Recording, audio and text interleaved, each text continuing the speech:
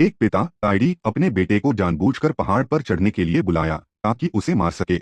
जब वे दोनों सबसे खतरनाक जगह पर पहुंचे तो पिता ने बेटे को पहाड़ से धक्का देने की कोशिश किया, लेकिन उसका मन नहीं माना। 20 साल तक पाला हुआ बेटा उसके लिए कीमती था। लेकिन एक पिता ऐसा क्यों कर रहा था? दरअसल उसने अपने बेटे की डायरी देखी थी जिसमें उसने अपने सहपाठियों को मारने के खौफनाक तरीके लिखे थे। पत्नी बोमेई को लगा कि बेटा सिर्फ कल्पना कर रहा है, लेकिन ताइडी को यकीन था कि उसका बेटा एक खतरनाक साइको है। एक दिन स्कूल से फोन आया कि आपके बेटे को बुली किया गया था, लेकिन उसने जवाब में सोशल मीडिया पर धमकी भरे मैसेज लिखे, जिसके कारण स्कूल ने उसे सस्पेंड कर दिया। बोमेई गुस्से में बेटे का स्कूल बदलने चली गई, लेकिन ताइडी का शक और बढ़ गया जब पड़ोस का कुत्ता गायब हुआ। उसे लगा कि मेरा बेटा ही कुत्ते को मारा होगा। तभी ताइडी ने एक खबर पढ़ी, 3 युवक पहाड़ से गिरकर मर गए, एक का लाश भी नहीं मिला। उसके दिमाग में एक खतरनाक विचार आया। उसने बेटे को पहाड़ पर चढ़ने के लिए मनाया।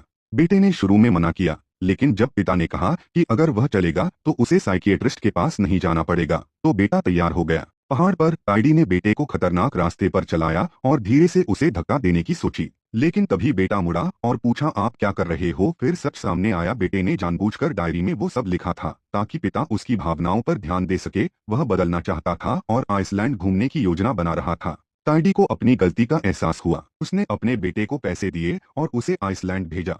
लेकिन कुछ दिनों बाद स्कूल में गोलीबारी की खबर आई। हत्यारा उसका बेटा था। उसने पैसों से बंदूक खरीदी थी और अपने सहपाठियों को मार डाला। पुलिस के घेरने पर बेटे ने ताइडी से कहा, तुमने मुझे पहाड़ पर मारने का मौका गवा दिया। यह कहते हुए खुद को गोली मार ली। बाद में पीड़ित परिवारों ने ताइडी पर केस कर दिया, क्योंकि वह बेटे के इरादों को जानता था, मगर सबूतों के अभाव में वह बच गया।